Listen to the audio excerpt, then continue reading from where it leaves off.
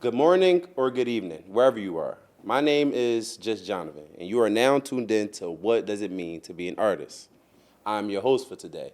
By the end of this episode, I'm sure you'll know exactly what it means to be an artist from an artist. Yeah, yeah, please don't play no games here with me.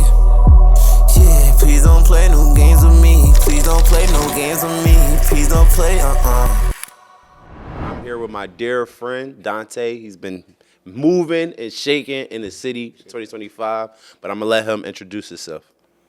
What's good, y'all? I'm Dante, videographer, aiming to be cinematographer at some point. Black Clover Studio intern, tattoo with John. John is dope. Great artist, my guy. My brother. Yes, sir.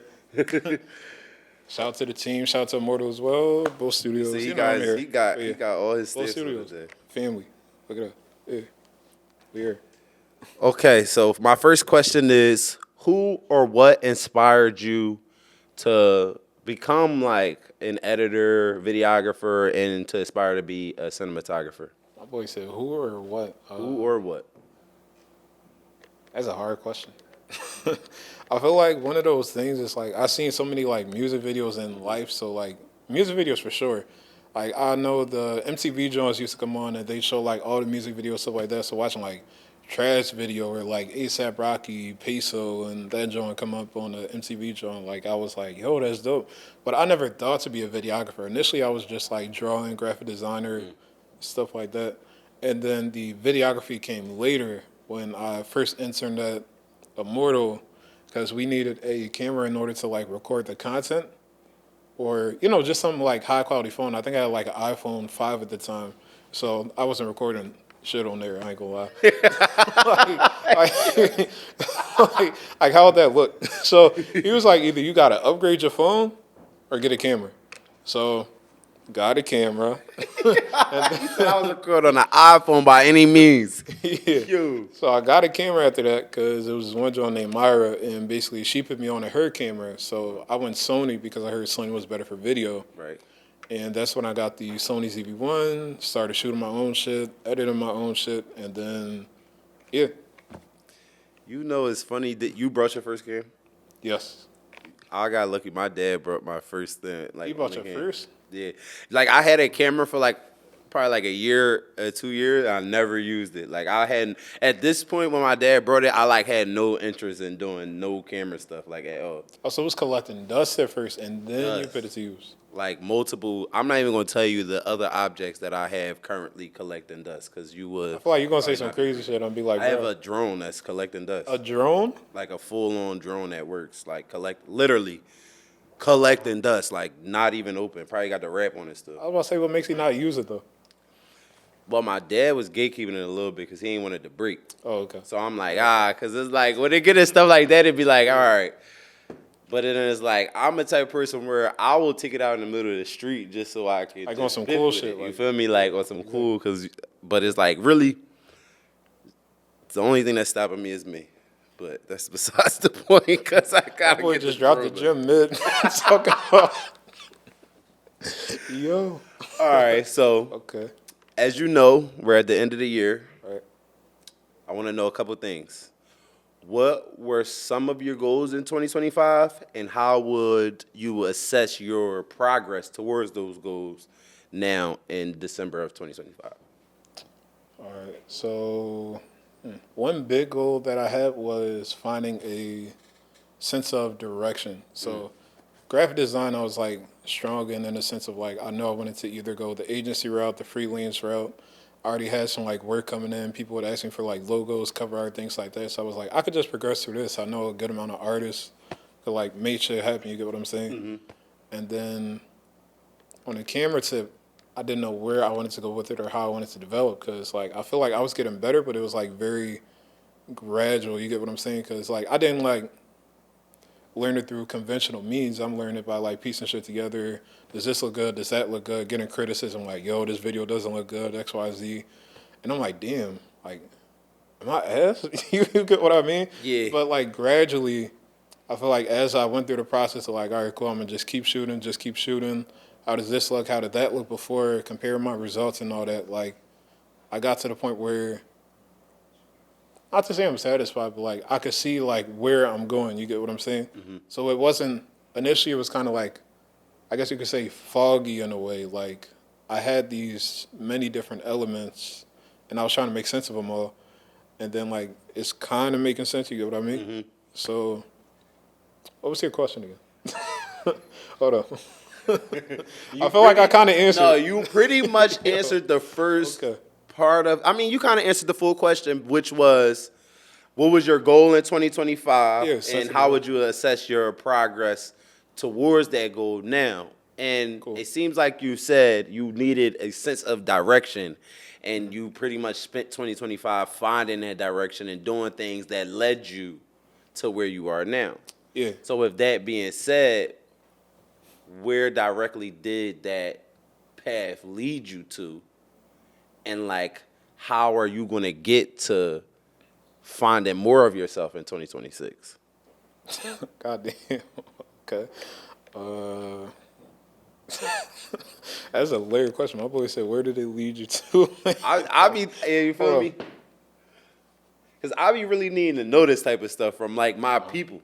Because it's like, I feel like every artist, we go through our phase in a similar phase that you just said. Because even like with music or film, with me, it's like a lot of times we would create because that's just what we love to do. And like that need of like creating is just in us.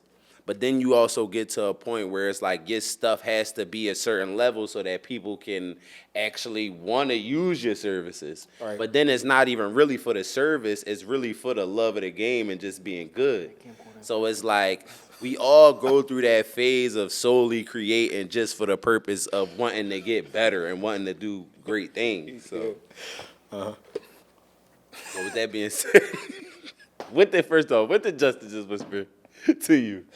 Said I was drawn with the camcorder because I'm over here like, Yeah. Listen, that's an 8mm. That joint. I wish that joint worked right now because we be Oh, it getting do. some beats. It do? yeah, I could turn That it. joint work? You could turn it on, like, yeah. I could, Wow. I will definitely be using that On some 8mm. POV shit. No, bull. That's crazy. What were we But discussing? Yeah. essentially, what is your goal going into 2026, and what advice would you give yourself to attain that goal? So, I feel as though following that aspect of the sense of direction, I made a lot of like missteps in the sense of like looking for where I was trying to go. So it was like whether it was free work or doing a lot more. Free work isn't like entirely a mistake because, you know, you kind of start somewhere for the most part. So some people get free stuff, but it shouldn't be like at this point free work still, you get what I mean? Right. But essentially, like, there was a lot of parts that I had improved business-wise, things like that, because I had the passion for it. It's just the business side wasn't that strong. So going into the new year, I just got to that, can't talk, got together, like, Google Forms and, like, different aspects as well, just opened up a Vimeo account. I want to get a website at some point, but I feel like those two things are ways to kind of take myself out of the equation in a way, so not that like creative brain and more so have the business end be like Right. the front section. You get what I'm saying? So the next year is going to be more about the business than the art, but the art's still going to be there because I'm going to be improving in the craft, but also focusing on the business, basically. And how do you feel like being an editor, a videographer, and cinematographer? How do you feel like how important is the business to that whole industry? Do you feel like? Wait, run it back. I was saying like, how do you feel like how important is learning the business in the field that you want to okay. be in? So learning the business, I feel like that's very important because, you know, you could like, well, you can't really cruise by, I feel like you can make stuff happen. Like you can make dope videos, you get what I'm saying, off like the strength of the passion. But in a sense of like scaling and different aspects, like clients, how much did you make this year? Being able to tell somebody, they're like, yo, what type of results do you provide me if like I book your video service? I can't just be like, yeah, the video's gonna look cool. Because like, what do you do with that? You get what I mean? So it becomes a thing of like numbers and like the metrics and things like that. So I feel as though you have to be able to provide that at a certain point. Like, granted, if you're working with like music artists, I don't think they're gonna ask like, "Yo, how many views do like your music videos normally get me?" But you know, you probably look at that Yeah. and how the video looks as well.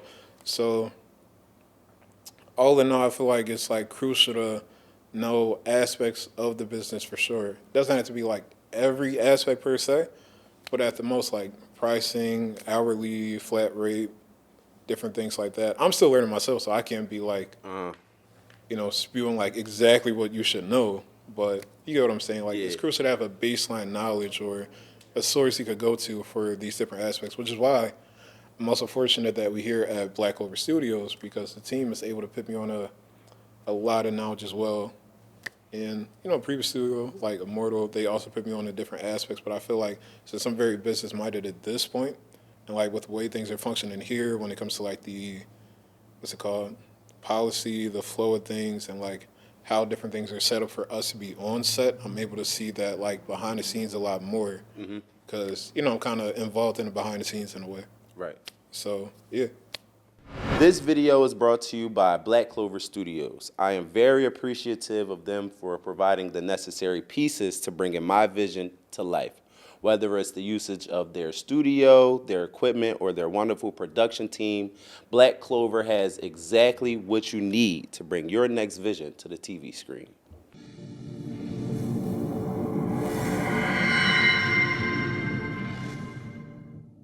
I do have another question for you. What is one of your pet peeves as a videographer? You're doing work for a client. What's one of your biggest pet peeves? Yo, he said pet peeve. All right. We need to know. Damn. Let's see. You want me to start or do you want to go? You start. You start. I say you start, and then I'm thinking of things that I could say. So yeah. I'm not going to lie to you guys. My biggest pet peeve as a videographer and content creator working with clients is when they give you two options. You pick the best option for them by far, given the amount of money that they're going to spend or they willing to spend, and they go and pick the more difficult option that you don't want them to pick, and then they go back to you and say, oh, your option was right. I don't like that. Just cooks me because it'd be like, bro, I really do this for real. So when you ask me something, I'm telling you what I think is going to be the best option for you. Like my expertise, yeah. Right. So I'm not just saying anything just to be saying it. And then for you to go against what I said, then want to come back, it just make me not even want to work with you. Yeah, But that just might be me being a little bit of a diva. But what's your pet peeve? I ain't gonna lie, to follow up on that joint. Yo, that be cooking me like. It be times where it's like I pitch something out or I send something over, and like I understand revisions, because like revisions is fair. You get what I'm saying? Like if you like, yo, cut here, or instead of this scene, maybe we could like grade it a bit. I'm like, okay, cool, that's all right. But like to the extent that I'm like changing the whole thing around, and I already had this initial direction in my mind as like the person that's recording it. I go on a cinematographer, videographer tip. You get what I'm saying? Like Right. you're tapping in with me for like my style. Your vision, essentially. My style, yeah. Your style. So I understand like challenging me in ways for sure. Like that's fair, of course. But like to the point where it's like I'm changing my entire bip around and I don't really like the video at a certain point because, that's on me to be like, no, I'm not doing this Right. though. But still, you get it's what I'm just saying? Like, it's a cooker. yeah. So I feel like that also comes with the sense of like how you market yourself in a way. Right. Or like on the type tip, like you presenting yourself as the expert. Because a lot of times I'd be like, yeah, I could do this. Yeah, I could do that. We could try that. I can see how that looks. But I haven't been like, no. You get what I mean? Yeah, no. I don't want to be like, no, because that's a client. Right. But at the same time, it's like, if that doesn't make sense in the grand scheme of things with like what I already do, then I probably should be like, no, I can't do that. Yeah, no. I mean, I've definitely turned down potential money just because like the idea somebody want is just OD. And like I'm sure like now, and granted, like we also work with a lot of way more experienced people. But I'm sure now, given the amount of time we've been doing stuff in like the video and production film, you could tell when somebody wants something that is just too OD, like, you feel me? And I feel like whenever I get any feeling like, okay, like this is about to be too much, I know they're not going to spend that much money. The vision might be good, but if it's going to cost me way more energy than I'm really willing to like spend, then that's when I'm like, nizzy, I can't do it. I ain't gonna lie. One thing for sure, the price has to make sense as well because it's sure. like with the amount of effort that you put in. I put in effort regardless. So like XYZ work, I'm gonna still put in like whatever effort you mean. But in a grand scheme of things, if like you figured out the right amount that makes sense, I feel like the work will be flowing a lot better in a way. You get what I mean? So with your point, like that exactly, you get what I'm saying? What does it mean to be an artist to you? What does it mean to be an artist? I think essentially that's just putting the creativity first or finding ways to like spin things that are around you. So I kind of adopted I'm not going to say adopted but like when it comes to, what's it called, Virgil's like 30% rule, stuff like that. Like essentially. Can you explain the Virgil's 30% rule? Yeah, it was not all top, but I think it was something like you change a thing by 30% and it's another thing essentially. So in the case of like let's see. What's a good example? Like the headphones say JBL, and then I remix it to have like wings right here and put a D on these. Like that's a new set of headphones you have here. You get what I mean? That makes sense. It's somebody else's idea, but generally speaking, like everybody's idea was already done. So you're just finding ways to spin what's there currently. So the artist is the way you spin the thing to be yours essentially. Or even if you create something from scratch, chances are somebody else also created something that's just like that from scratch. So you're finding a way to make whatever you're putting out yours essentially, which is another thing about the point we made on like people wanting to like change the vision that you had to the degree that it's not your vision anymore, because it's like you get what I mean, because like I saw this for it and now it's not that, so I feel like disconnected from it. But then it's like it's also a question of like do you own a video beyond like giving it to somebody? So if the client's like, yeah, this is what I want, would you then say no? Or is it like, well, here's what you want, but it's no longer like my video, so now I'm giving it to you? Like, what do you... You asking me personally? Yeah. I mean, for instance, it's like, it depends. Like, if I've already done the work and while I was doing the work, the person was not a burnout, and it's like pretty much like a reshoot essentially to get more pieces, depending on how I genuinely feel about the person. Like if they burnt me out, I'm not gonna wanna do it. If they was cool, I'm gonna wanna do it. But also when it comes to just like some visions, and some people have extravagant visions, and then it'll be like they've never did any type of production before.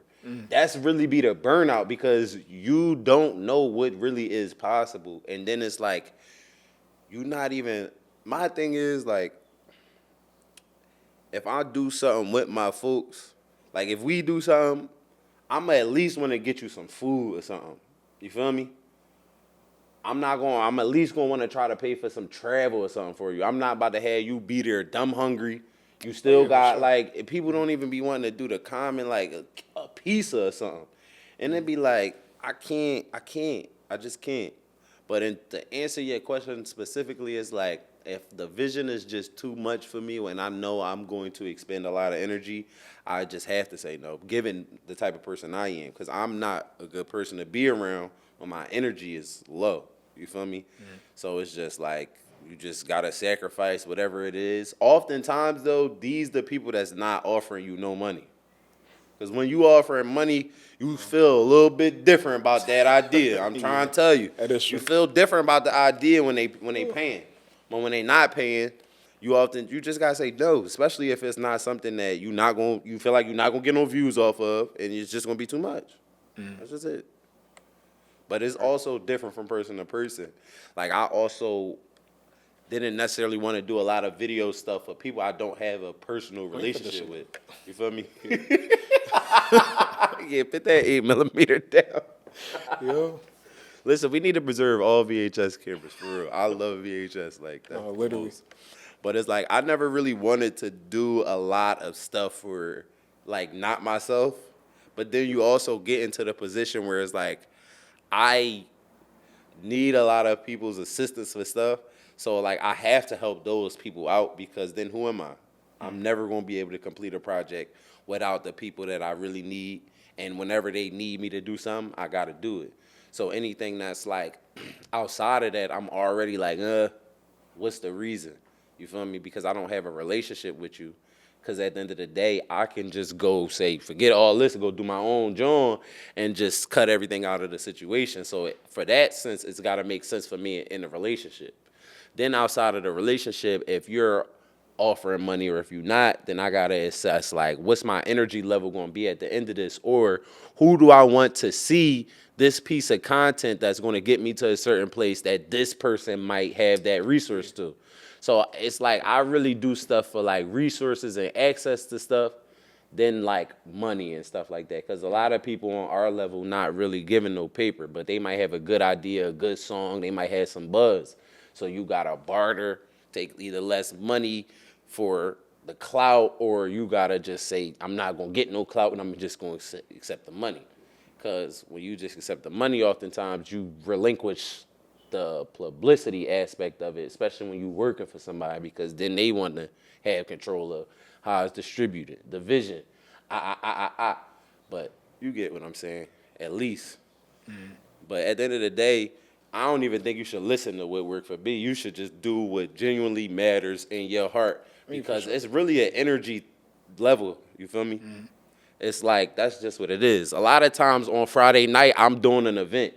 So Saturday, Sunday, when people might want me to shoot vids, I be cooked, and I be like, why am I gonna go do that? Right, because you feel me? And then your vision not even like, there's no paperwork, it's not even set in stone, we just freestyling. And unless you my man and I'm really willing to give you that time, it don't ever really be making no sense for me. Because I don't be wanting to even work for like less than a bean an hour, to be honest. I don't even like when people call me to shoots and it'd be like 150 for 2 hours, like, I want at least a bean 50 for my hour. Like in real life, anything less, I'm doing a favor. That's how I look at it. Unless you my man and we just do each other favors, that's what I'd rather it be than even the money sometimes. But you feel me? You gotta get money when you can, like, but you get what I'm saying. But I got one more question, because we did chat a little bit. We got a little chat about business, which is a segment that we all need to talk about as creatives. And I encourage people to talk about this amongst their peers, and like find out what your peers is getting, find out what they telling people that they should be paying them and stuff like that, because we all need to like literally build an ecosystem and like come together. And then also like, even a lot of conversation that we had internally, like the one-man band stuff, is like, I feel like personally, if we all come together as individuals on some like 6-man team, 5-man team, we could charge more than just one-man bands, because it just looks optically better, like, you feel me? So that's true for sure. And then also like I feel like that comes down to clients as well. So like who you're working with, because like, you know, it could be like somebody down the street that's making music. I don't think they're going to pay like a premium to have like a full lighting crew, cast, everything to pop out. So like some cases, I feel like one man is fine. Yeah, but for sure. Other cases where it's like full production would help for sure, then yeah, we could bet. So we're going to make it happen. Yeah. Last question. What is your favorite piece of gear right now that you like to shoot? Or, matter of fact, what's your go-to setup when you're shooting? Say go-to setup? Yes. What am I shooting in this instance? Just like, what's your favorite media to shoot? I know you shot a lot of music videos. Let me ask you, what's your run and gun music video setup? Let me ask you that specifically. all right, so Perfect world, perfect world, perfect world. Oh, perfect. If you can make a dream list. I was about to say right now we got the camera. we got, But it's like, what kind of camera, what kind of lens? Yo. If you have any accessories, like a rig or like, you feel me? I ain't gonna lie, being here, you get a lot of access to different aspects, though. But I'd say, I'm still debating on if I want to go red or stick to Sony, though, like long term, because red is crazy, but I like Sony a lot. I don't know, like, which route I want to stick to, you get what I'm saying? But if we're sticking with Sony, I'm fine with my FX30, but perfect world, probably go FX3 because of the full frame and the, what's it called, night, what am I thinking of? What's that referred to? Night vision? Not night vision. Not night vision, but like, damn, the exposure in the dark or whatever. Gotcha. So being able to see in the dark, like how the camera handles that pretty much. Low light. There we go, low light, yeah. So FX3 got decent low light, probably some cinema lenses, and fully built out camera. So put a battery on the back, run it like that. Get a mic on the top so you don't hear the camera noises when I'm like fixing something on the cam through the cam audio. And yeah, it's pretty much like running gun setup. Oh yeah, and I got these newer lights. They're like inflatable, so pretty much on the go I could just pull out lights, inflate them real quick. Quick setup for the most part. But just have like a RGB version of that on me, so I could go like red, I could go blue if I wanted, green if I wanted. I just need one of those as RGB. Perfect world, pretty much. I damn near got that. I ain't gonna lie. But What was the favorite video that you just recently shot and edited? The best one.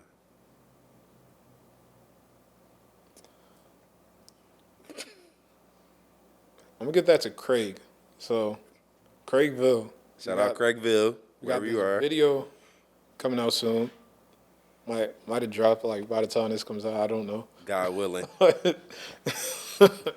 But pretty much, I saw this movie called. Fuck, I want to get the name real quick. It's called L.A. Lahane. I forget however you say it. Lahane, L.A. Haine. Yeah. So it was black and white, and the shot composition and a lot of aspects was very nice. So it was this like close-up frame where you could vaguely see the background, and they like zoomed up on his face and they held the shot, and like just a lot of dope shots like that. You get what I'm saying? Mm-hmm. So I was pretty much like, for this video, I want to go like L.A. Haine or Lahane mixed with like N95 from Kendrick. With the word overlays and like the different shot compositions and how we go far with it, closer, stuff like that. So conceptually, I had a lot that I wanted to execute, and I feel like for the most part, the idea translates through. So you still get like flavors of both worlds, but it's not like exactly on point to how I might have like wanted to pull it in the future.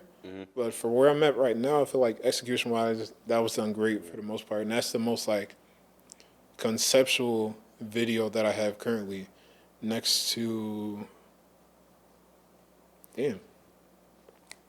second video, I'd say either the first one I shot with Chaotic or fuck this, the interlude with Chaotic, because that was like us walking through town, and I had like this little video camera, so I'd have her like recording herself throughout, and the idea was for you to not even really know that the camera is there. Right. But of course, there's going to be a couple scenes where like she looks over, she might like perform, sing or something.